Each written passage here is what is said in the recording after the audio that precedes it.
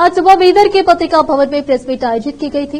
Press meet को संबोधित करते हुए डॉक्टर राजशेखर शिवाचार्य स्वामी ने पवित्र श्रावण मास के अवसर पर श्रावण शिव दर्शन संचार और श्री सिद्धांत शिखामणि अभियान के समापन और प्रथम श्री जगतगुरु पंचाचार्य राष्ट्रीय पुरस्कार समारोह का आयोजन इस महीने रविवार 22/9/2024 को सुबह 11:30 पर बेलदाड़ी कन्वेंशन हॉल प्रतापनगर में आयोजन किया जा रहा है।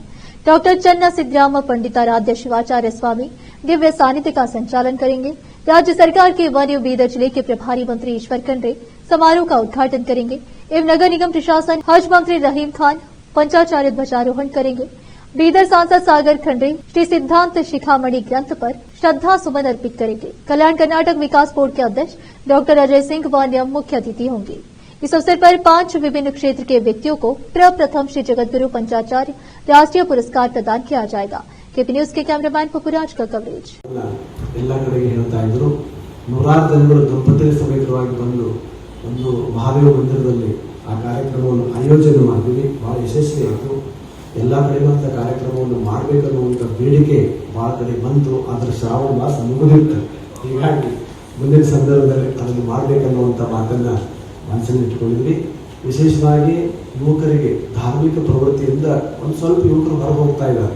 ಅದು ಅವ್ರ ತಪ್ಪಲ್ಲ, ಅದಕ್ಕೆ ಪರಿಸ್ಥಿತಿಯ ಸಂದರ್ಭ ಇದೆ. ಮತ್ತೆ ಎಲ್ಲಕ್ಕಿಂತ ದೊಡ್ಡ ತಪ್ಪು ಯಾರು ಅಂದ್ರೆ ಗುರುಗಳೇ ತಪ್ಪು, ನಮ್ಮದೇ ತಪ್ಪು.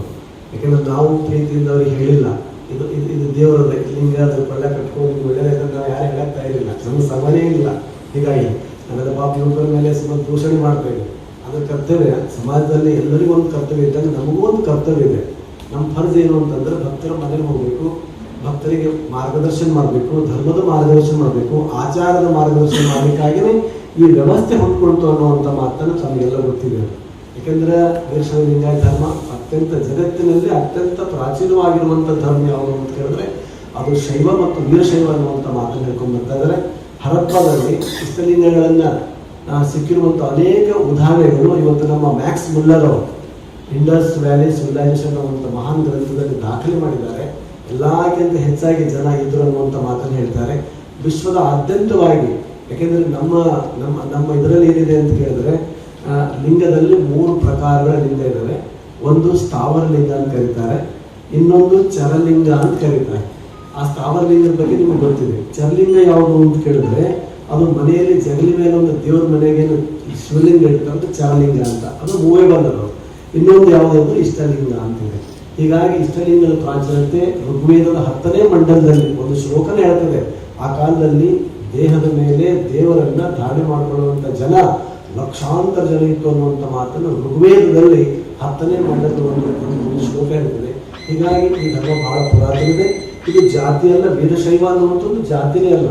ಯಾಕಂದ್ರೆ ಜಗದ್ಗುರು ಪಂಚಾಚಾರ್ಯರು, ಬಸವಾದಿ ಶಿವಶರಣರು ಈ ಧರ್ಮದ ಈ ತತ್ವದ 2 ಕಣ್ಣುಗಳು, ಕಣ್ಣು ಏನಾದರೂ ಕೂಡ ನೋಟ ದೃಷ್ಟಿ ಒಂದೇ ಅನ್ನುವಂಥದ್ದು ಒಂದು ಉದಾತ್ತ ಭಾವ ನನ್ನ ಹತ್ರ ಬರಬೇಕು. ನಾವೇನೋ ಮಾಡಿದ್ವಿ ಸ್ವಾಮಿಗಳು ಎಲ್ಲ ಕಡೆ ಹೋಗಲ್ಲೇವಿ. ಈ ಕಾರ್ಯಕ್ರಮದ ಐತಿಹಾಸಿಕವಾಗಿರುವಂಥ ಕಾರ್ಯಕ್ರಮ ನಮ್ಮ ಬೀದರ್ ಜಿಲ್ಲೆಯಲ್ಲಿ ಆಗಬೇಕು ಅನ್ನುವಂಥದ್ದು ನಮ್ಮ ಕನಸಿತ್ತು. ಆ ಕನಸನ್ನು ಎತ್ಕೊಂಡವ್ರು ಯಾರು ಅಂತ ಕೇಳಿದ್ರೆ ಇವರೆಲ್ಲ ಮಹನೀಯರು ಎತ್ಕೊಂಡ್ರು ಅನ್ನುವಂಥ ಮಾತನ್ನು ಹೇಳಕ್ಕೆ ಇಷ್ಟಪಡ್ತಿದ್ದೇವೆ.